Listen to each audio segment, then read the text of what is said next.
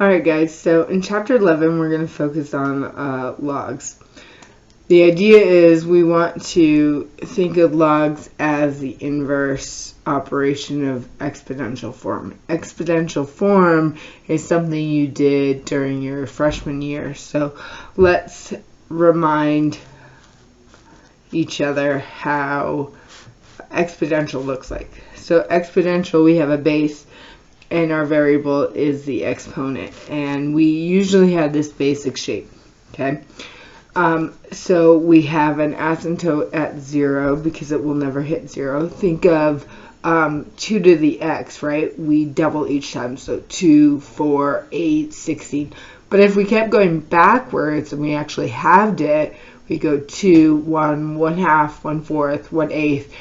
And the thing is, we would get very, very small, but we would never hit 0. So this is your basic shape for your exponential.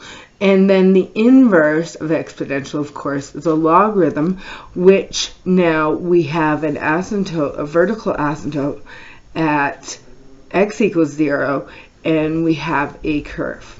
Okay, so we're going to talk about logs and everything this chapter and look at the connection. So this lesson, we're going to look at the basic stuff.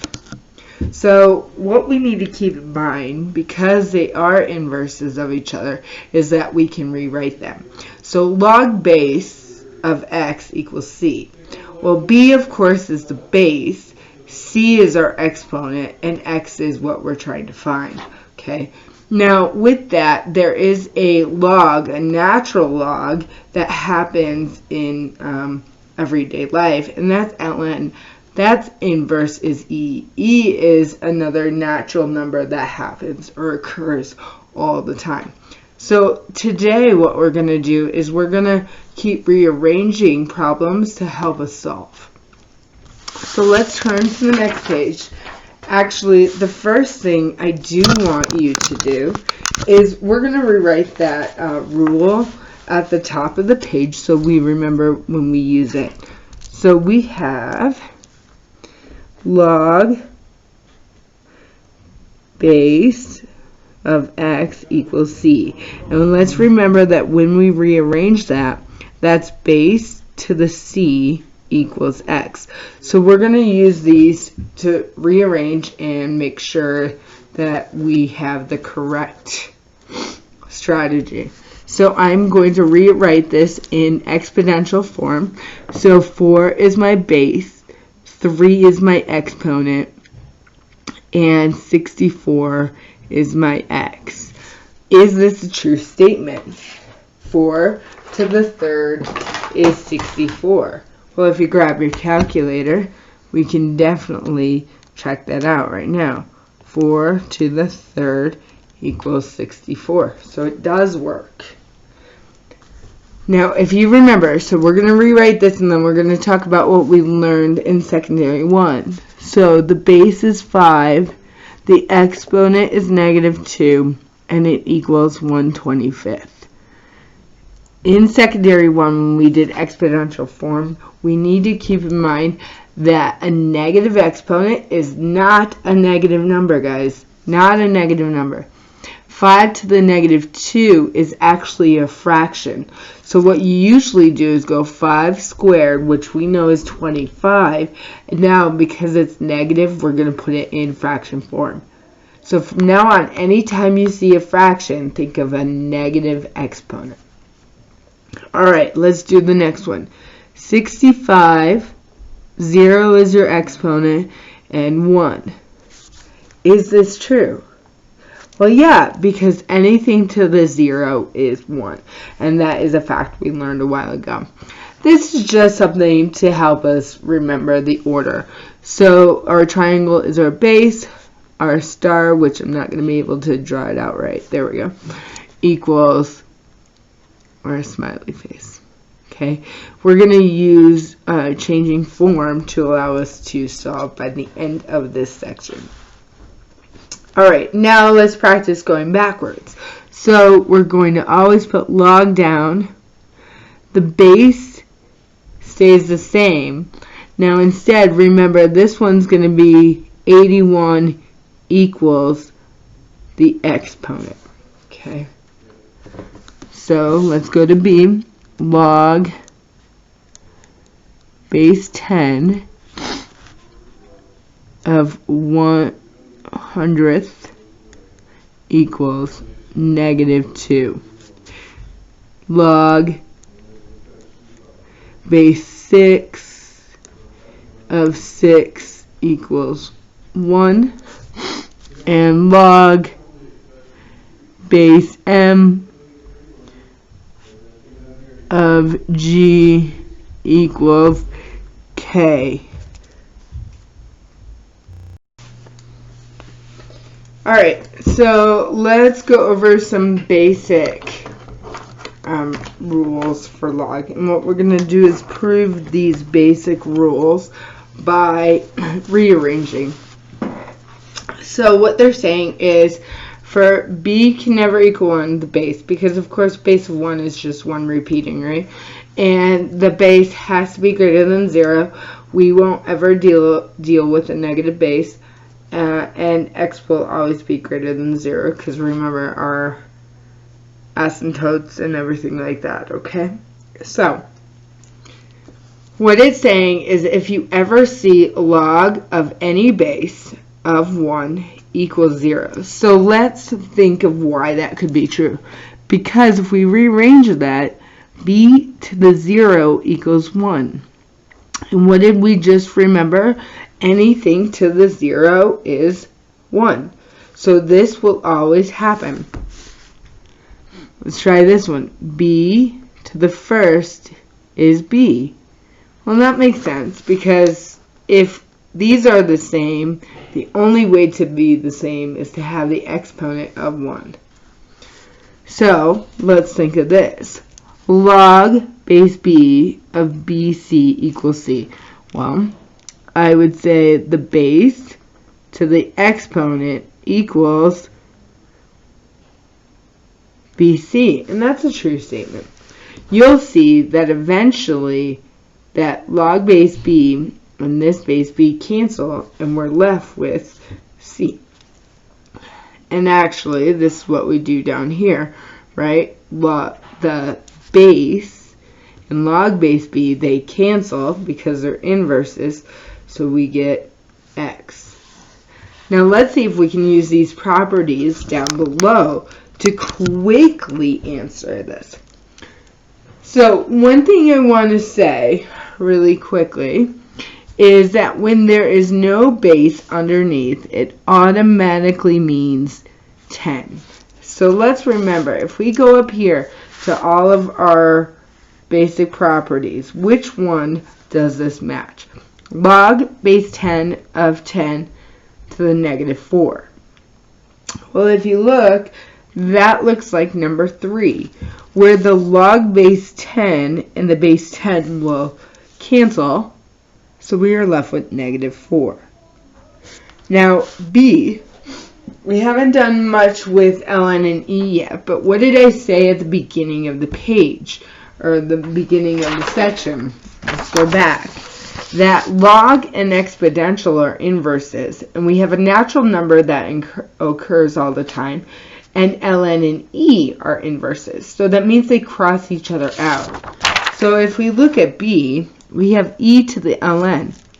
Well, those right next to each other mean that they cross each other out. So our answer is 6. Alright, let's check C. C says log 3 of 1.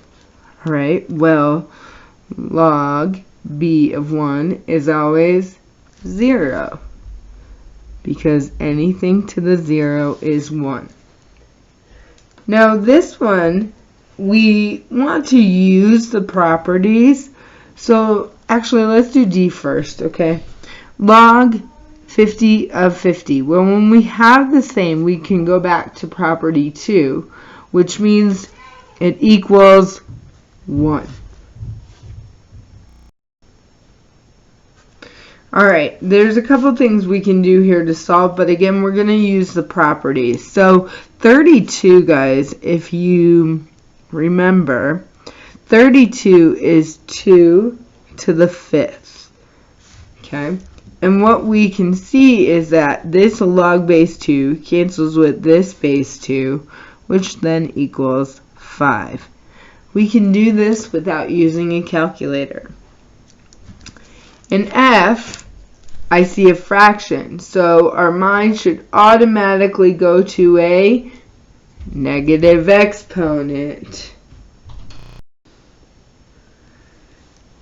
Alright, so we're going to change that to a 4, because 64 is 4 to the third, but we know since it's a fraction, it's going to be a negative 3. Okay, so again, I look at the connection between 4 and 64, which is 4 to the third, but because it's a fraction, it is a negative exponent. And now we can see that log base 4 cancels out with base 4, giving us negative 3.